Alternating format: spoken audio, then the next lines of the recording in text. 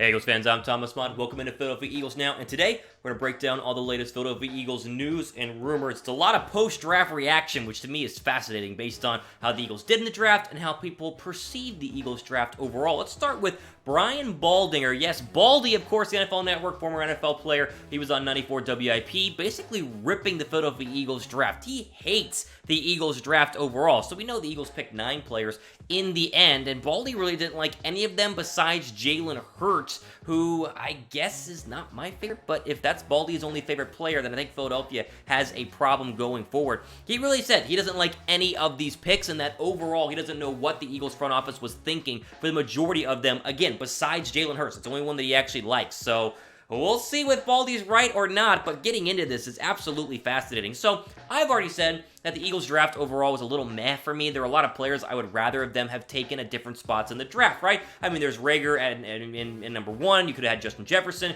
Round 2, you could have J.K. Dobbins instead of Jalen Hurd. So obviously, you get the 3, 4, 5, 6, 7 rounds, all the rounds that they did. You see the picks rolling across your screen right now. My favorite one is K'Von Wallace, probably, in terms of overall Eagles. And then also Prince Tega is probably my second favorite if I have to go ahead and give you guys my favorite draft picks from the Eagles. But back to what Brian Baldinger has to say. So he's on Eagle Radio in Philadelphia saying, quote, "Whoever is running the analytics department, they must be paying him a lot of money." That's what this looks like. It looks like just an analytics-driven draft top to bottom. Speed is a great thing. How we talked about speed. That's great if you're on the field and you know how to use it. But I mean, if you're just developing it, doesn't do you any good. So, ripping the Eagles' idea of speed, which of course is true. That's what Philadelphia wanted to do going into this draft, and that's what they are trying to sell to Eagle fans in terms of, we did a good draft. Look, we got fast Jalen Reagor, although he did run a 4.47 at the NFL Combine. They're saying he's faster than that, but moving on. We got fast John Hightower, fast Quez Watkins, and fast Marquise Goodwin, right? Just because they're fast does not mean they're actually going to turn out to be good, is what Brian Baldinger is trying to explain right here. Think back to John Ross, right? Think back to the Oakland Raiders taking Darius Hayward-Bay, number 7 overall. Speed does not always kill in the National Football League. Now, right now, in the NFL, you think to the Chiefs, you think Tyreek Hill. Tyreek Hill is a game changer. Not everybody is Tyreek Hill type fast or Tyreek Hill type good at the wide receiver spot. And so despite the additions, which I think, they drafted enough receivers and they signed enough receivers on the undrafted free agents and they traded for Marquise Goodwin, there better be a receiver that comes out of there that's pretty good.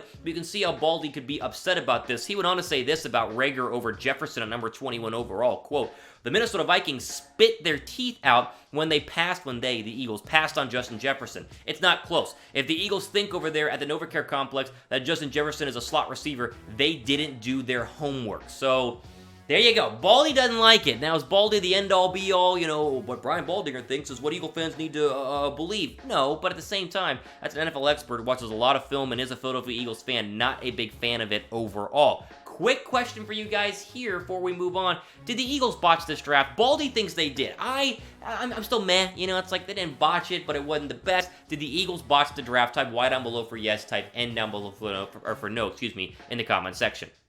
All right, moving on. Again, a lot of post-draft reaction here. This one, if you don't like the Jalen Hurts pick, you're going to be very depressed whenever you hear this, just like I am right now. So, apparently the Eagles had their sights on some other second-round targets if Hurts wouldn't have been there, but Hurts was there, of course, and they took him. Now, we know, number 53 overall, that was where the Eagles were picking. I would have liked them to move up a little bit and got someone else, but I digress. I'm one of the Eagle people covering the Eagles who was not happy about the pick, but a lot of you guys have commented saying I'm dumb and that the Eagles did make a good pick, so what do you know? But apparently Albert Breer from the NFL Network said the Eagles had their eyes on some other players as well, and honestly, it makes me upset. Before I give you guys who the other 2 players were going to be sure to subscribe to Philadelphia Eagles Now right now. We're probably going to be at 10,000 subs next couple of weeks, so you might as well jump on the Philadelphia Eagles Now train as we're going to hit 10K subs coming up here very, very soon. I appreciate each and every one of you who has subscribed, and if you're new, just click the red subscribe button. If you're an Eagle fan, you will not regret it. Trust me on that one. Okay, so Albert Breer said this, quote, "If you want something to track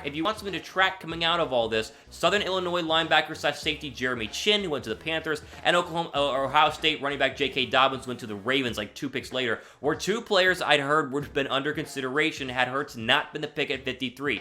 Gun to my head, I say Philly would have taken Chinn in that circumstance." So, Chinn versus Dobbins in a Philadelphia Eagles uniform if they have not taken Jalen Hurts. This is probably why I am so frustrated with the Hurts pick there's just better options there, and both Chin and Dobbins would have been great. I'm a huge fan of J.K. Dobbins. You guys know that here on the channel. Look what the depth chart would have looked like with J.K. Dobbins. You could have had Miles Sanders and J.K. Dobbins as a 1-2 punch. Could have mixed in Boston Scott there, and then Elijah Holyfield or Warren, their new undrafted free agent. A 1-2 punch of Dobbins and Miles Sanders would have been stupid good for the next 5 years in the NFL. They would have been elite growing up together in Eagle uniforms in terms of growing up in the National Football League. How do you beat that? J.K. Dobbins was fantastic at Ohio State. He was very reliable. He was always on the football field. And now instead, you have a gadget quarterback who could eventually become a backup, or will be a backup, but could eventually become a starter. If worst case scenario happens, Carson Wentz gets injured. We're thinking about the future here, like a lot of comments said. We're not thinking about the present. The future is one thing. The present is another. Would you rather the Eagles win a Super Bowl this year, or the Eagles win a Super Bowl maybe with Jalen Hurts 5 years from now, right? That's the thinking that I have in terms of the Jalen Hurts pick, which again,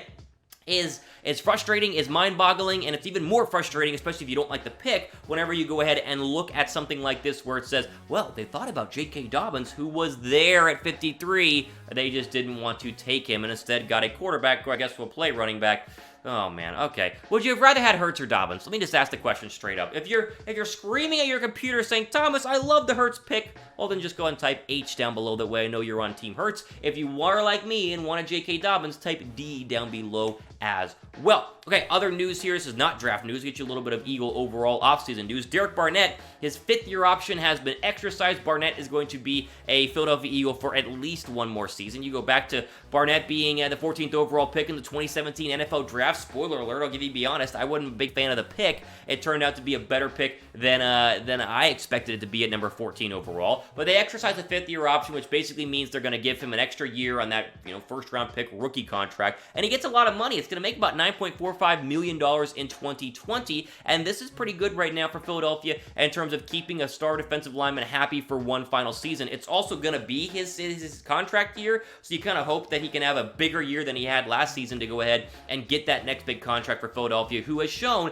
if you do well in the final year of your contract like Brandon Graham, you will get an extension in Philadelphia. Now, a lot of people will hear this and still think, Thomas, we need another defensive end. I know that yesterday I gave you guys a couple of defensive ends, Griffin and Clowney, that we should sign. If you guys think we do need another defensive end, despite optioning the 5th-year contract, or the 5th-year option, for Derek Barnett, type 1 down below for yes, or type 2 down below for no. But going back to Barnett and needing some extra help, he's been good. Don't get me wrong. I really like Derek Barnett, and he's had 2 really, clutch plays over the course of his career. He's had more, but the 2 big clutch ones are the strip sack of Case Keenum in the NFC title game in 2017. Remember, Keenum was driving there to try to get a rhythm going for the Vikings. Strip sack by Barnett, recovered by Chris Long. And then, of course, the sack fumble recovery he had whenever Brandon Graham knocked the ball out of Brady's hands late in Super Bowl 52. He's been great, but the stats aren't... I mean, he's not an elite pass rusher. He's not a Pro Bowl pass rusher. He's a good rotational pass rusher, which would lead me to my final thought here. I think you look at the free agent defensive end options with your $23 million